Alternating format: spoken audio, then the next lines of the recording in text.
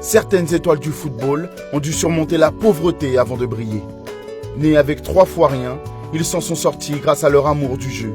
Voici 5 joueurs qui n'oublieront jamais les épreuves qu'ils ont dû traverser pour en arriver là. Sadio Mané. Mané est sans conteste l'un des plus redoutables ailiers du monde. Il est incisif, tranchant. Avec lui, Liverpool gagne. Sans lui, Liverpool perd de sa dynamique. Mais l'ascension de Mané au sommet du jeu n'était pas gagnée d'avance. Il a grandi à Sédhiou, un village de l'ouest du Sénégal. Il n'y a pas d'hôpital à Sédhiou. La plupart de ses habitants sont agriculteurs. Mais Mané avait un très grand rêve. Il passait son temps à jouer au foot dans les rues poussiéreuses dès que l'occasion se présentait. Sa famille était très religieuse et ne souhaitait pas qu'il devienne footballeur professionnel. À 15 ans, il va jusqu'à Dakar, la capitale du Sénégal, pour faire un essai contre l'avis de ses proches. Ses affaires étaient en très mauvais état, comme le lui a fait remarquer un homme qui observait les joueurs. Il m'a demandé « Tu es là pour un essai ?» J'ai répondu « Oui ». Il m'a dit « Avec ces chaussures-là ? Non mais regarde-les, comment tu veux jouer avec ça ?» Elles étaient vraiment en sale état, vieilles et usées. Puis il m'a dit « C'est quoi ce short ? Tu n'as même pas un short correct pour jouer ?» Pourtant, Mané est formidable. Son talent le fait voyager en France, à Southampton et à Liverpool. Et à présent, c'est son tour d'être généreux. Cette année, il s'est rendu chez lui pour vérifier l'avancée des travaux de l'école qu'il fait construire et il a distribué des affaires de foot aux gamins du coin.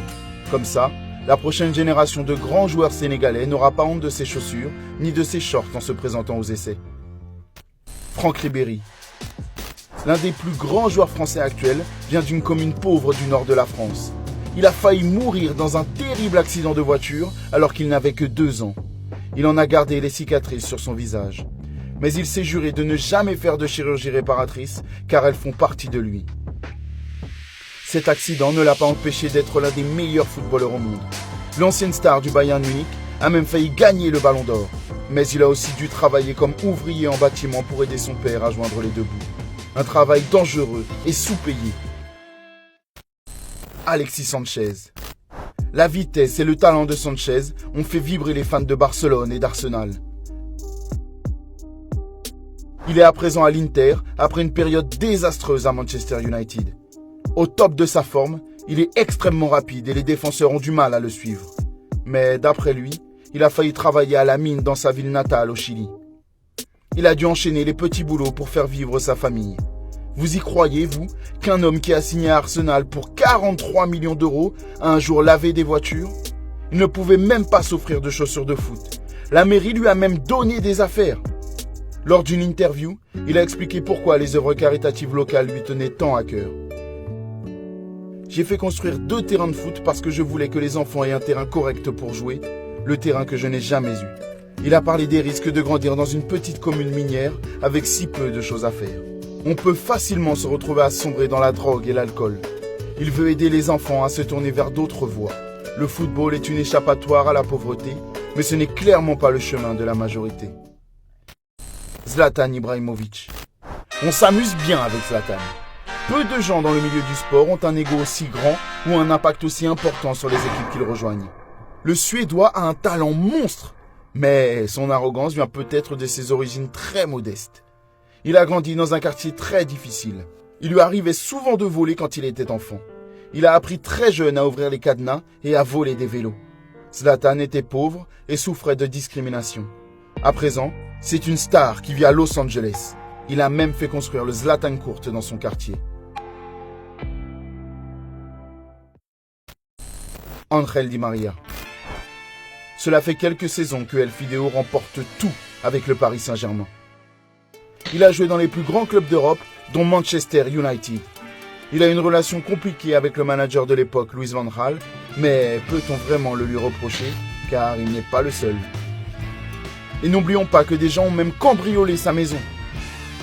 Il n'a joué que 27 matchs avant de rejoindre Paris, où il brille depuis. Il était également incroyable au Real Madrid, au point que Ronaldo était fâché d'apprendre son transfert. Mais avant le foot et les paillettes, la vie n'a pas fait de cadeau à Di María. Il a grandi dans une petite ville d'Argentine et sa famille était très pauvre. Mon père travaillait dans un parc à charbon avec ma mère. C'était horrible. Mes sœurs et moi, on travaillait aussi là-bas. J'ai commencé à 10 ans, c'était très dur.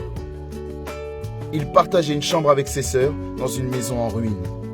Le père de Di Maria a travaillé dans le parc à charbon pendant 16 ans. Jusqu'à ce que Di Maria signe à Benfica et lui ordonne de s'arrêter. Le jour où l'on peut sortir son père du monde du charbon ne s'oublie pas comme ça. On sait tous que le foot est un énorme business avec des quantités colossales d'argent en jeu. Mais comment ne pas être émerveillé quand un joueur venant de milieux très modestes arrive à percer? Comment ne pas être ému par leur persévérance pour s'en sortir?